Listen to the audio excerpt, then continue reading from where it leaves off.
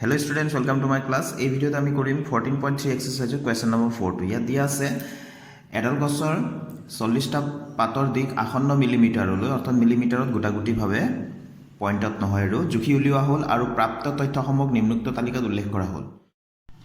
এইখিনি শ্ৰেণী অন্তৰাল দিয়া আছে আৰু এইখিনি বাৰম্বাৰতা দিয়া আছে। শ্ৰেণী অন্তৰাল দিক মিলিমিটাৰত দিয়া আছে 118 ৰ পৰা 126 তিনিটা পাত আছে এনেকুৱা 127 ৰ পৰা 135 মিলিমিটাৰ লৈকে এনেকুৱা পাতৰ সংখ্যা আছে 5টা 136 ৰ পৰা 144 মিলিমিটাৰ এনেকুৱা দৈৰ্ঘ্য পাতৰ সংখ্যা আছে 9টা এনেকৈ এই ধৰণে দিয়া আছে। এতিয়া ইয়াত প্ৰথমতে কৈছে প্ৰদত্ত তথ্যখিনিৰে এটা স্তম্ভলেখ অংকন কৰা। ইয়াৰ আগৰ কুৱেশ্যনবিলাকত আমি দণ্ডলেখ আঁকিছিলোঁ, এইবাৰ আমি স্তম্ভলেখ আঁকিব লাগে। ইয়াত আমাক ইংগিত এটা দিয়া আছে যে প্ৰথমতে শ্ৰেণী অন্তৰালবোৰ অবিচ্ছিন্ন ৰূপত প্ৰকাশ কৰা। অবিচ্ছিন্ন ৰূপত কিয় প্ৰকাশ কৰিব লাগে? তাৰমানে যেতিয়া আমি স্তম্ভলেখ আঁকো, স্তম্ভলেখবিলাক সদায় এনেকুৱা হয়, এটাৰ লগত এটা লাগি থাকে, এনেকুৱাকৈ চিধা চিধি হয়। মোৰ টেৰাবেটা হৈ আছে এনেকুৱা চিধা চিধি এনেকৈ হয়, ঠিক আছে। তো ইয়াতে যদি আমি প্ৰথমটো যদি আমি 0 বুলি ধৰোঁ, এইটো 5 বুলি ধৰোঁ, এইটো 10 বুলি ধৰোঁ, এইটো যদি 15 বুলি ধৰোঁ, এইটো যদি 20 বুলি ধৰোঁ, নিশ্চয় ধৰিব পাৰি আছা। তো এইটোত আমি 20 বুলি ধৰোঁ, তেনেহ'লে এতিয়া প্ৰথম শ্ৰেণী অন্তৰালটো কিমান হৈ আছে? 0 ৰ পৰা 5। দ্বিতীয় শ্ৰেণী অন্তৰালটো কিমান হৈ আছে?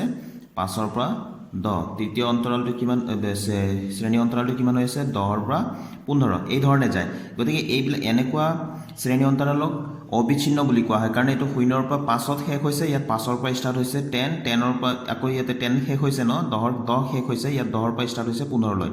এই ধৰণৰ হ'ব লাগিব, কাৰণ এইটো স্তম্ভলেখবিলাক সদায় লগালগিকৈ এনেকৈ থাকে, ঠিক আছে, টাচ কৰি থাকে। তো সেইকাৰণে আমি কি কৰিব লাগে? এই শ্ৰেণী অন্তৰালবোৰ অবিচ্ছিন্ন ৰূপত সজাব লাগে। এতিয়া ইয়াতে দেখিলে আমি গম পাম 118 ৰ পৰা 126, ইয়াত আকৌ 127 আছে, এইটো আৰু এইটোৰ মাজত কানেকশ্যন নোহোৱা হৈ গৈছে। তো কানেকশ্যনটো কৰিবৰ কাৰণে আমি কি কৰিব লাগিব? আটাইতকৈ সহজ উপায়টো হ'ল এই যিটো প্ৰথম শ্ৰেণী অন্তৰাল আছে, প্ৰথম শ্ৰেণী অন্তৰালৰ নিম্ন সীমাটোৰ পৰা 0.5 কমাই দিম, 0.5 কমাই দিম, আৰু উচ্চ সীমাটোৰ পৰা আমি কি কৰিম? 0.5 যোগ কৰি দিম উচ্চ সীমাটোত। তো 118 ৰ পৰা 0.5 যদি আমি কমাই দিওঁ, আমাৰ হ'ব 117.5, ঠিক আছে। আৰু 126 ৰ পৰা যদি আমি 0.5 বঢ়াই দিওঁ, 126ত যদি আমি 0.5 বঢ়াই দিওঁ, তেনেহ'লে হ'ব এইটো আমাৰ 126.5। এইটো চোৱা, 118 আছিলে, 118 আছিলে, এইটো 0.5 কমাই দিলে কিমান হ'ব? 117.5। আৰু ইয়াত আছিলে 126, তো 0.5 যদি আমি তাত প্লাছ কৰি দিওঁ কিমান হ'ব? 126.5। তো সেইধৰণে নেক্সটটো হৈ যাব এতিয়া এই যিটো আছে, ইয়াক শেষৰটো আমি ইয়াত আগফালে আনিলোঁ 126.5। তাৰপিছত ইয়াতে কিমান? 127 আছিল নহয় জানো? 0.5 কমাই দিলে কিমান হ'ব? 126.5। 135 আছে, 135ত আমি 0.5 বঢ়াব লাগে, আগৰটোৰ পৰা 0.5 কমাব লাগে, পিছৰটোৰ পৰা 0.5, পিছৰটোত আমি 0.5 বঢ়াব লাগে। তো 135.5, তো 135.5 এই ধৰণে হ'ব। তাৰপিছত 135.5টো তৃতীয়টোত আমি টানি লৈ আহিম, ইয়াতে 135.5 হ'ব, ইয়াত 144.5 হ'ব, 144.5টো ইয়াত লিখি দিম, এইটো 153.5 হ'ব। এই ধৰণে আমি কৰি যাম। তো মই লিখি দেখুৱাম, তেতিয়া তোমালোকৰ ক্লিয়াৰ হৈ যাব, ঠিক আছে।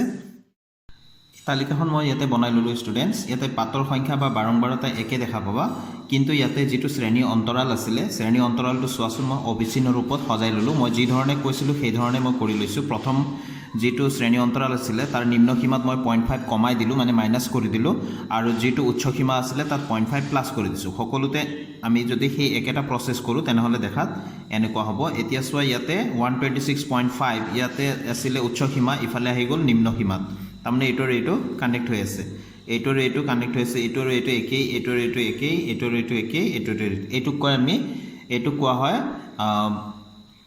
অবিচ্ছিন্ন ৰূপত। তো এই ষ্টুডেণ্টছ, আমি এক্স অক্ষ আৰু ৱাই অক্ষ পৰস্পৰ লম্বভাৱে টানি লৈছোঁ। মই ইয়াত অকণমান ভাঁজ কৰিছোঁ, দেখি আছা। এইটো ভাঁজ কৰাৰ কাৰণ আছে, অকণমান জিগজেগ কৰি দিছোঁ, যিহেতু আমাৰ শ্ৰেণী অন্তৰালটো 0 ৰ পৰা ষ্টাৰ্ট হোৱা নাই, গতিকে আমি এইটো জিগজাগ কৰিব লাগিব, অৰ্থাৎ আমাৰ লেখটো এইখিনিৰ পৰা আৰম্ভ কৰিম। এতিয়া এক্স অক্ষৰ আমি এক্স অক্ষ বা ৱাই অক্ষ দুয়োফালে এইটো 0ত আমি স্কেলটো মিলাই লৈ পেলাই প্ৰত্যেক চেণ্টিমিটাৰৰ দূৰে দূৰে মই বিন্দুকেইটা দি গৈছোঁ, আৰু এইফালেও প্ৰত্যেক চেণ্টিমিটাৰৰ দূৰে দূৰে ওপৰলৈও মই বিন্দুকেইটা দি গৈছোঁ। এতিয়া ইয়াতে প্ৰথম লিখিছোঁ 117.5। শ্ৰেণী অন্তৰালটো আমি চাওঁ, এবাৰ লক্ষ্য কৰোঁ, এয়া 117.5ৰ পৰা 126.5 এইটো আছিল নহয় জানো? তাৰপিছত 126.5ৰ পিছত 135.5, 144.5, 153.5 এইখিনি আমি এনেকৈ এইকেইটা গোটেইকেইটা আমি ইয়াতে মাৰ্ক কৰি লিখি যাব লাগিব মই গোটেইকেইটা 117.5 126.5 এইকেইটা গোটেইকেইটা মই লিখি দিলোঁ ঠিক আছে আৰু ইফালে মই ধৰিছোঁ 1 চেণ্টিমিটাৰত 1 দিছোঁ 2 চেণ্টিমিটাৰত 2 দিছোঁ অৰ্থাৎ প্ৰত্যেক চেণ্টিমিটাৰৰ কাৰণে এইফালে কিমান হ'ব 1 অৰ্থাৎ এইফালে আমি পাতৰ সংখ্যা হিচাপ কৰিম y অক্ষৰ ফালে আৰু x অক্ষৰ ফালে দিশ যিটো মিলিমিটাৰত আছিলে পাতৰ দিশ সেইটো আমি এইফালে তো ওপৰত মই স্কেলটো লিখি থৈছোঁ x অক্ষত 1 চেণ্টিমিটাৰ ইকুৱেল টু 9 mm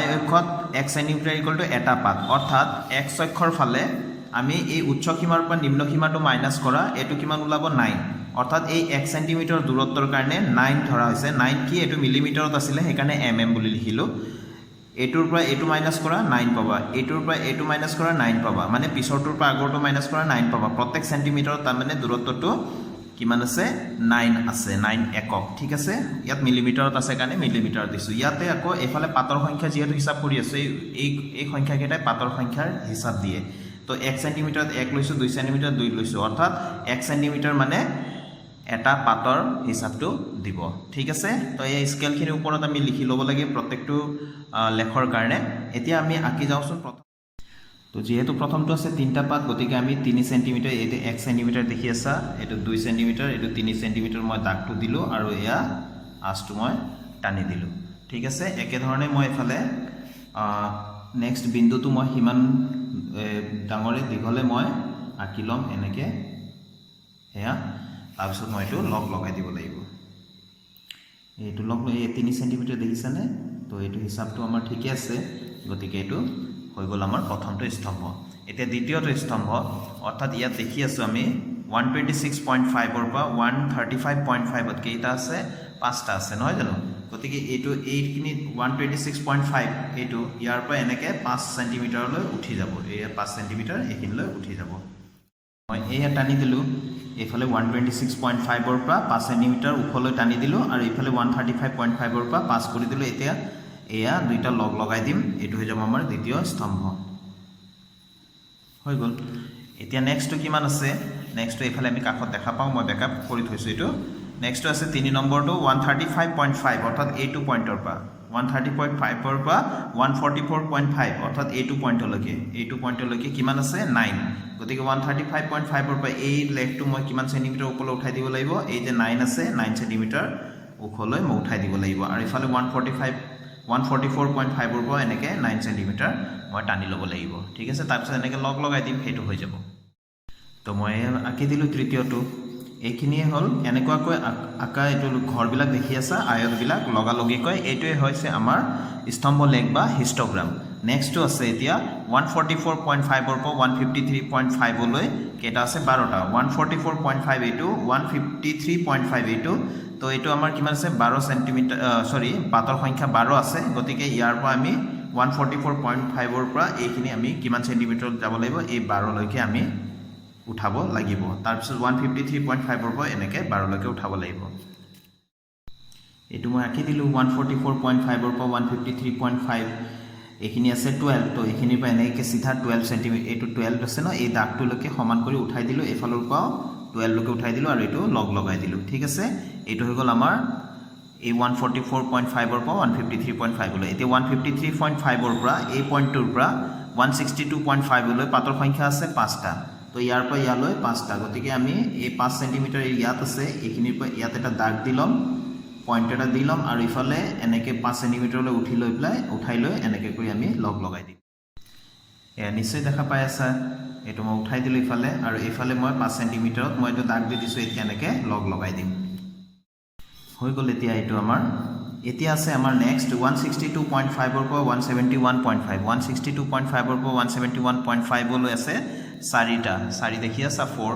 তো আমি এইটোতো 5 আছিলে নহয় জানো গতিকে 4 যিটো আছে অৰ্থাৎ 4 চেণ্টিমিটাৰৰ ওপৰত ইয়াত এটা মই দাগ দি দিম এফালৰ পৰা 4 চেণ্টিমিটাৰ টানি পেলাই মই এনেকৈ লগ লগাই দিম এইটো হৈ গ'ল আমাৰ এতিয়া আছে 171.5ৰ পৰা 180.5 অৰ্থাৎ এইটো 171.5ৰ পৰা 180.5 কিমান আছে 2 গতিকে এইটো কিমান চেণ্টিমিটাৰত আমি দাগ দিম 2 চেণ্টিমিটাৰত ইয়াতে দাগ দিম এয়া 2 এনেকৈ চিধা চিধি অৰ্থাৎ ইয়াত জুখি পেলাই 2 চেণ্টিমিটাৰ দাগ দিম এইফালৰ পৰা 2 চেণ্টিমিটাৰ ওখ ৰেখা এডাল টানিম লগ লগাই দিম এয়া অন্তিমটো আঁকি দিলোঁ তো আমাৰ হৈ গ'ল হিষ্টগ্ৰাম আঁকিবলগীয়া হিষ্টগ্ৰামটো এইটো মই সিধাকৈ দেখাই আছোঁ এয়া হৈ গ'ল আমাৰ কমপ্লিট মই সিধাকৈ দেখাই আছোঁ বিল্ডিঙৰ ওপৰে ওপৰে সংখ্যাকেইটা আমি লিখি দিম এইটো বিল্ডিঙৰ কাৰণে 3 আছিলে এইটো বিল্ডিঙৰ কাৰণে 5 আছিলে এইটো বিল্ডিঙৰ কাৰণে 9 আছিলে আৰু ওপৰত এই বিল্ডিঙৰ কাৰণে আছিলে 12 তো আমি 12টো দেখাই দিলোঁ ইয়াতে 5 আছিলে তাৰপিছতো আছিলে 4 তাৰপিছতো 2 এইখিনি আমাৰ গোটেইটো এয়া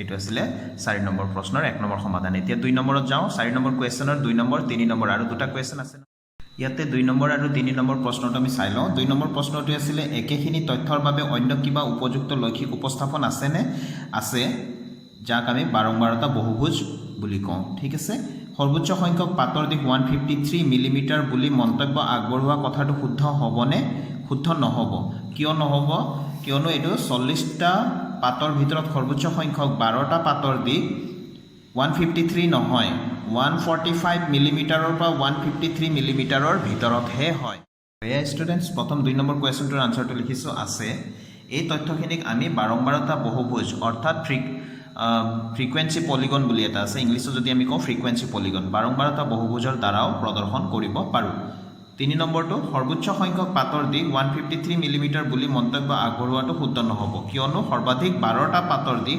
145 মিলিমিটাৰৰ পৰা 153 মিলিমিটাৰৰ ভিতৰত হয় এনেকৈ আমি লিখি দিব লাগিব ঠিক আছে তো এই প্ৰশ্নটোৰ সমাধান ইমানেই আজিৰ ভিডিঅ'টো মই তেনেহ'লে ইয়াতে সামৰিছোঁ ষ্টুডেণ্টছ নেক্সট ভিডিঅ'ত আকৌ লগ পাম নতুন কুৱেশ্যনৰ সলিউশ্যনৰ সৈতে থ্যাংক ইউ ষ্টুডেণ্টছ কিপ ৱাচিং মাই চেনেল